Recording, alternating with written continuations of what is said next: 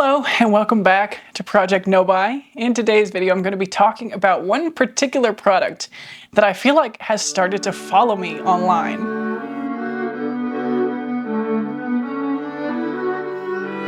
So in my trends response video, I got to thinking about how aging maybe affected my perception of things like trends, following the trend cycle, fashion in general. And I did even have a comment that really provoked even more thought about this in my mind, about how it felt like on some levels sometimes that these products were being pitched to women younger, and it was almost offensive that people weren't taking care to pitch products to women of a more advanced age, let's just say. And I can definitely identify with this, where it's like the people making ads. And I can definitely identify with this to some extent, where it almost feels like if people don't want to sell me anything, I'm no longer cool. And that's kind of insulting. Although I don't necessarily care that much. But the thought does kind of have some kind of emotional validity, I guess. And it got me observing as well. And it wasn't just this line of thinking. It seems to coincide uncannily with this one product that has been pitched to me by several creators that I organically watch. And upon further inspection, it seems like a lot of creators in this arena, the conscious consumerism, slow living, slow shopping kind of mindset mentality, have been pitching this product or doing sponsorships by this company or for this product. And that, coupled with the kind of age exploration, really got me thinking. And this product is the red light mask. And so it really felt like this wave of marketing directed perhaps at the older woman consumer.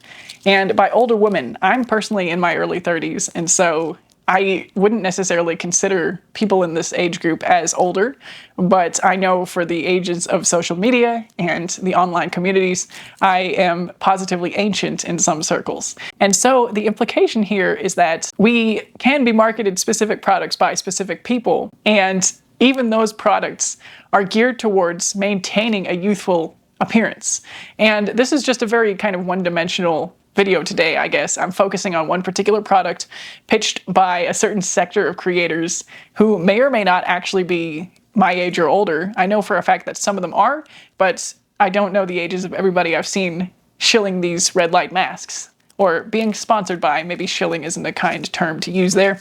Taking sponsorships for and promoting these red light masks. But regardless, whether it's age demographics or interest demographics, it seems like they have kind of converged, where not only have the ads that I've seen been on these videos geared towards critical thinking and conscious consumerism, but it could also be going hand in hand with a more mature outlook, whether it's age or kind of mentality or approach. And it is kind of disturbing me, actually. It's dystopian in a way where the algorithmic targeting has become, maybe it's me, maybe it's something that's developed in terms of being something that I now see after pursuing not buying things for as long as I have. And again, my YouTube analytics tell me that a lot of people who watch these videos will also have likely seen these channels that have recently talked about the red light mask or been sponsored. And I'm also curious as to what you think about it as well, and whether or not you perceive my take on this as perhaps the extreme one, or whether it's something that you've also been thinking about. I also don't think it's just this one product that kind of hits this uncanny point of demographic targeting in such an obvious way. I think in some cases for men, it might be something like the ice bath or sticking your face into ice water. It can be habits as well, like the ice bowl thing, or putting castor oil in the belly button, or whatever has been trending on the waves these days. I guess the other thing that I've noticed about it is that a lot of these pitches for the red light mask have come from people that most would say are content creators rather than influencers, which almost suggests that there is a specific demographic of products that approach these kinds of creators. It's also something I've noticed with the intellectually based, if that's the right word, non-product based products. So things like the Squarespace, the Audible, even things like ThredUp, the secondhand fashion company, and again, the red light masks. It seems like there's a contingent of products that are safe for conscious creators to work with or to accept sponsorships from. And once again, I was reminded about the statistic that it takes 7 points of contact for an advertised product to really get its hooks into you and make you want it and buy it. Or if that's the conversion rate. I forget exactly how the terminology works, if it's 7 points of contact until conversion.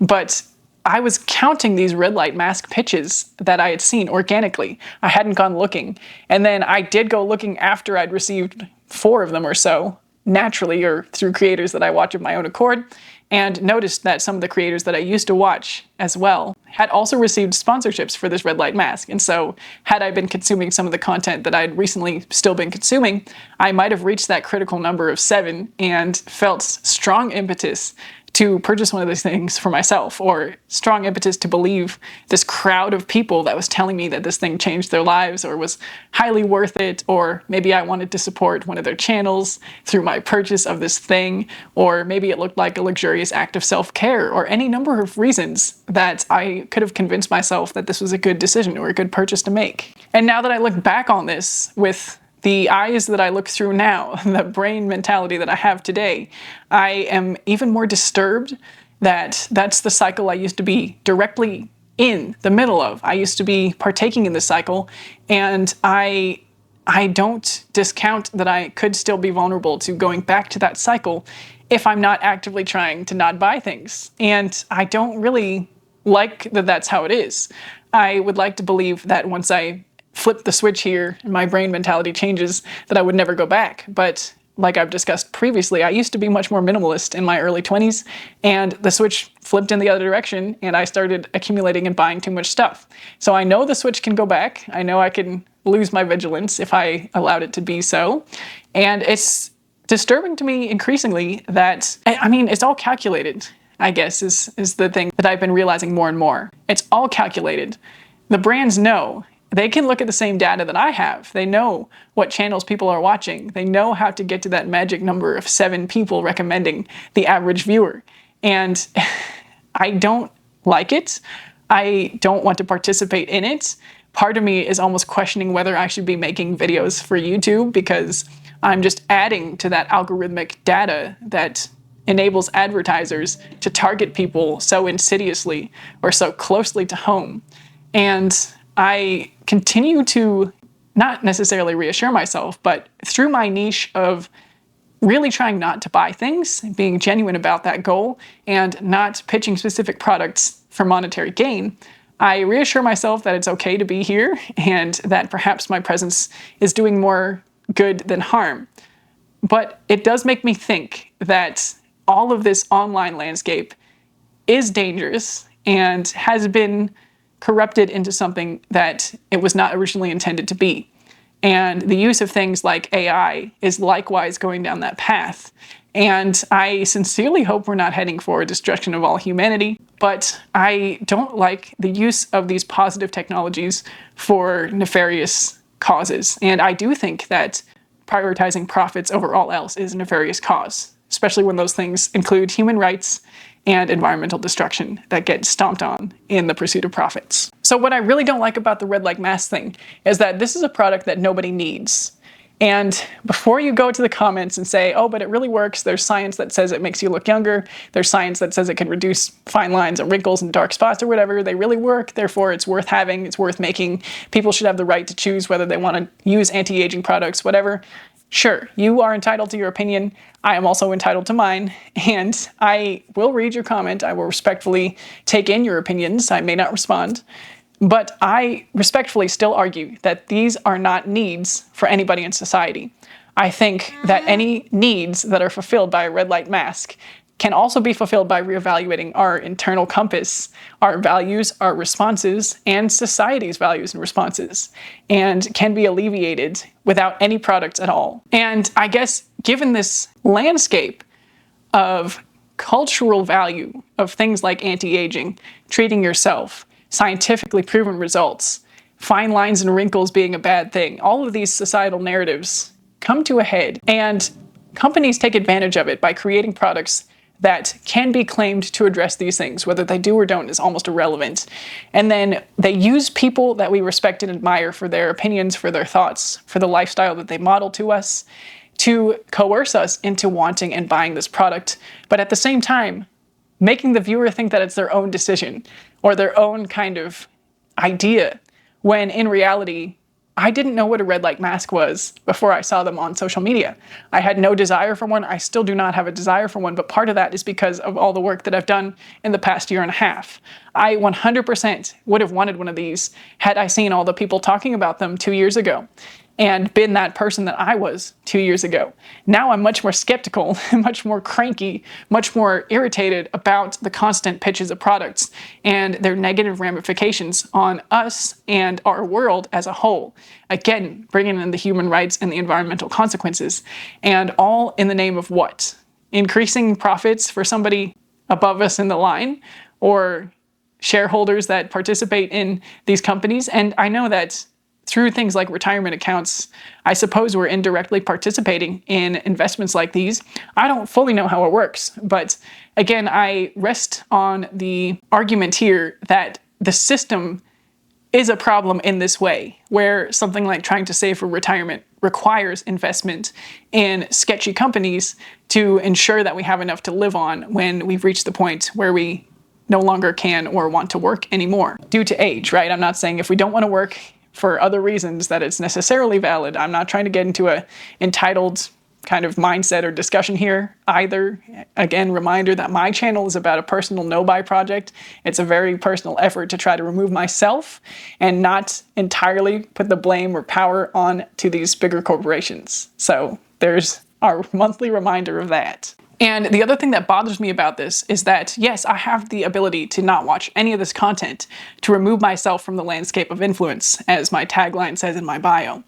But it does make it harder to be politically informed, or to be educated about certain topics, or to seek information on the internet at large, when some of the results are going to be ads, when some of the results are going to be sponsored, when the top result is going to be an AI summary. It's not conducive to open dialogue and free discourse and development of human ideas in a human way when product pushing and sponsorships and advertising has taken over so much of our public spaces.